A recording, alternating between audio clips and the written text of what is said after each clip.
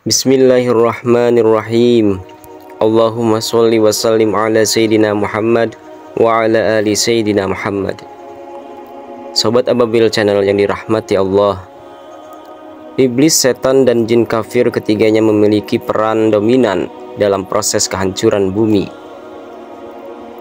kerusakan manusia, dan juga kebinasaan lingkungan dan alam semesta. Pada saat ini, iblis memiliki bala tentara yang terorganisir dengan sangat baik. Manajemen mereka sangat bagus, pembagian tugas mereka sangat paripurna dan sempurna. Ada anak-anak dan bala tentara iblis yang memiliki tugas khusus untuk membuat manusia berhasrat seksual dengan sesama jenisnya, alias menjadi LGBT. Laki-laki berhasrat pada laki-laki dan perempuan bernafsu pada sesama perempuannya. Ada juga iblis yang bertugas merusak rumah tangga suami dan istri, saling membenci, dan sesama anggota keluarga saling bermusuhan. Ada juga iblis yang bertugas menyakiti manusia dan membuat manusia ketakutan dengan cara menampakkan diri dalam wujud binatang buas, menjadi binatang berbisa atau makhluk apapun semau mereka, yang membuat manusia penakut dan jauh dari Tuhannya. Kita sebagai bangsa manusia harus banyak bersyukur atas segala karunia yang diberikan Allah. Manusia diciptakan dengan bentuk terbaik, baik dari sisi fisiknya maupun baik dari sisi nilai-nilai luhur yang terkandung di dalam jiwanya. Manusia bahkan bisa lebih mulia daripada malaikat jika ia dapat memaksimalkan karunia akal dan mengendalikan nafsunya. Akan tetapi sebaliknya, manusia dapat lebih rendah daripada binatang jika hawa nafsunya dibiarkan liar, tidak terkendali. Salah satu bentuk kasih sayang Allah kepada manusia adalah memberinya peringatan agar berhati-hati menghadapi tipu daya iblis. Sesungguhnya iblis muncul di segala sudut kehidupan manusia. Ia menyusup melalui setiap sel-sel darah manusia, mengelabui setiap informasi yang dikirim oleh panca indera ke otak lalu ke hati manusia, yang merupakan benteng pertahanan terakhir seorang manusia. Allah secara terang-terangan menyebut bahwa iblis adalah musuh yang nyata bagi manusia. Hal itu bisa kita lihat dalam surat Yasin ayat 60. Bukankah aku telah memerintahkan kepadamu, wahai Bani Adam, supaya kamu tidak menyembah setan? Sesungguhnya setan adalah musuh yang nyata bagimu. Iblis sangat membenci anak cucu Adam karena mereka mempunyai dendam kusumat yang melanda hatinya. Jauh sebelum diciptakan Nabi Adam alaihissalam, iblis adalah pribadi yang tekun beribadah, bahkan ibadahnya melampaui para malaikat. Iri hati dan kesombongan yang membuat iblis menjadi makhluk Tuhan yang tertutup dan diusir dari surga. Iblis disuruh Tuhan bersujud kepada Nabi Adam, tetapi ia menolaknya. Di saat yang bersamaan, para malaikat dengan penuh rendah hati melaksanakan perintah sujud tersebut. Iblis merasa lebih mulia dari Adam karena ia diciptakan dari api, sedangkan Adam hanyalah dari tanah. Iblis menjadi arogan dan membangkang. Itulah kenapa iblis diusir dari surga. Ia mendapat laknat dari Tuhan selama-lamanya hingga hari kiamat. Mulai saat itulah iblis secara terang-terangan menyatakan bermusuhan kepada Adam dan juga anak cucunya. Sebagian ulama bahkan mengatakan bahwa kebencian iblis kepada anak cucu Adam jauh lebih besar daripada kebenciannya kepada Nabi Adam alaihissalam sendiri. Pertimbangannya adalah karena iblis diciptakan dari api, sedangkan anak cucu Adam diciptakan dari air, sementara Nabi Adam diciptakan dari tanah liat. Sisi pertentangan atau kontradiksi antara api dengan air lebih besar daripada api dengan tanah liat. Iblis benar-benar menjadi musuh besar bagi manusia dan mengancam manusia akan menggoda mereka sampai hari kiamat, sampai menjadi teman mereka di neraka kelak.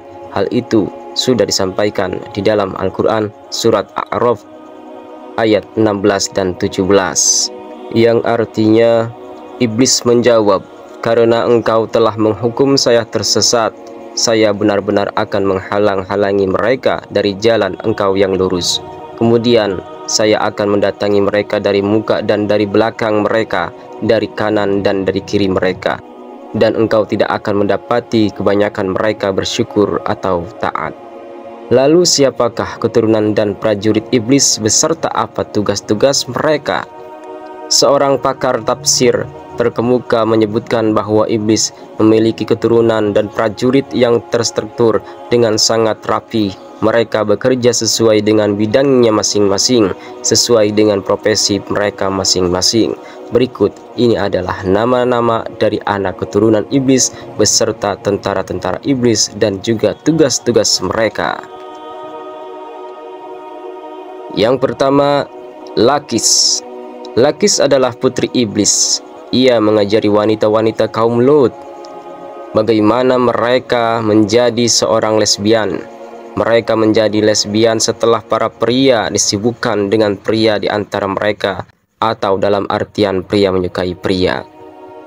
Tugasnya adalah menyesatkan manusia dan membentuk mereka menjadi seorang LGBT, menjadi seorang lesbian dan juga homoseksual.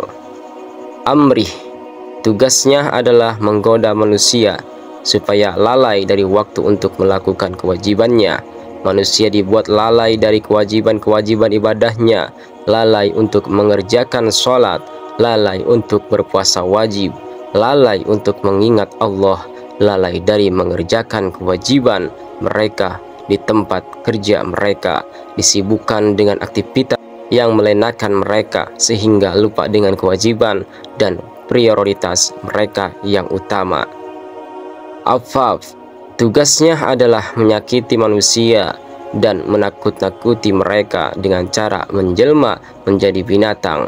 Biasanya menjelma menjadi ular, menjadi binatang buas atau binatang berbisa dan berbahaya lainnya.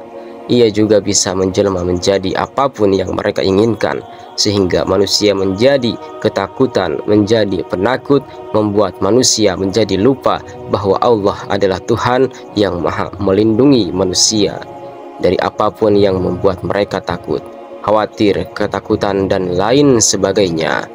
Sabru, iblis satu ini selalu berurusan dengan segala bentuk cobaan yang menimpa manusia. Setiap kali manusia mendapatkan cobaan, akan dibuatnya galau, tidak sabar, menerima sedih secara berlebihan, sehingga melakukan berbagai macam hal yang di luar nalar. Orang yang sudah digoda oleh sabru dan kemudian tergoda mereka ketika bersedih, mengoyak-ngoyak bajunya, menangis histeris, mengamuk, menempeleng pipi mereka sendiri. Itu adalah tradisi jahiliyah yang berhubungan dengan pengaruh sabru. Hingga na'udzubillahi min dzalik, sekarang banyak terjadi kasus orang yang sedih berlebihan, depresi berlebihan, kemudian memutuskan untuk bunuh diri. A'war, bertugas di bidang tindak asusila. Dia menggerakkan syahwat laki-laki dan perempuan untuk melakukan zina. Cucu iblis inilah yang mengajak manusia untuk melakukan hubungan seks bebas dengan lawan jenisnya. A'war mampu memberikan tegangan tinggi di bagian kemaluan pria dan wanita untuk menambah gairah mereka dalam melakukan hubungan haram, yaitu hubungan zina. Abyad, tugasnya adalah memancing kemarahan yang membuat manusia menjadi marah-marah, kehilangan kesabaran. Bahkan oleh Allah Subhanahu wa Ta'ala sudah diperintahkan di dalam Al-Quran, memintalah tolong kepada Allah dengan cara sabar dan sholat. Abyad, menjauhkan manusia dari sabar dan sholat hingga manusia mengambil keputusan terhadap segala permasalahannya dengan cara marah-marah. Walhan, keturunan iblis satu ini bertugas mengganggu manusia dalam urusan bersuci. Setiap manusia dibuatnya selalu meragu dan merasa was-was saat bersuci, baik itu berwudu, mandi wajib, mandi jinabat, atau aktivitas toharoh yang lainnya. Walhan mempengaruhi manusia untuk menggunakan air secara berlebihan. Setiap kali selesai melakukan kegiatan bersuci, manusia dibuatnya ragu-ragu apakah urutan bersucinya sudah pas atau belum, apakah dia tadi sudah sempurna atau belum, sehingga manusia mengulang-ulang dan menghabiskan air secara berlebihan. Dasim. Ia berperan menghancurkan keharmonisan rumah tangga. Ia bertugas untuk memisahkan pasangan suami istri. Pengaruhnya akan semakin cepat menjalar ketika pasangan rumah tangga memasuki rumah tanpa mengucapkan salam, tanpa mengucapkan bismillah, tanpa mengucapkan a'udzubillah. Mereka membuat manusia yang berumah tangga menjadi saling bermusuhan, saling berpikir untuk bagaimana caranya berpisah atau bercerai. Zalanbur. Ia adalah salah satu iblis yang bertugas di pasar cucu iblis satu ini, yang membuat para pembisnis dan pedagang di pasar rentan untuk melakukan tindak penipuan, berbuat curang dalam berinteraksi, mengucapkan janji-janji palsu antara pedagang dengan konsumennya, melakukan tipu daya. Dia dipercayakan dengan orang-orang di pasar untuk membumbui omong kosong, membuat kebohongan, membuat sumpah palsu, dan memuji barang yang dijual. Ia mengatakan setiap barang yang dijual adalah barang yang bagus, padahal maksudnya untuk menipu konsumennya akan membelinya. Matoros. Iblis yang satu ini bertugas untuk menyebarkan berita palsu. Tampaknya Matoros di era modern ini merupakan iblis yang sangat berhasil. Berita hoax tersebar di mana-mana, berita palsu dipercaya oleh manusia sehingga membuat manusia saling bermusuhan, bertentangan, bahkan tidak segan-segan untuk menumpahkan darah di antara sesamanya. Padahal kita tahu fitnah lebih kejam daripada pembunuhan.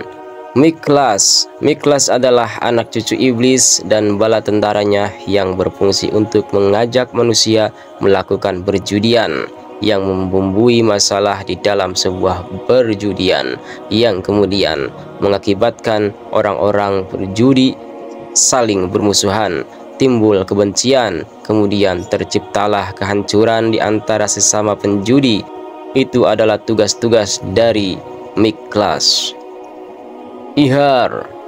Ihar tugasnya adalah mencelakai mukmin yang sedang tidur.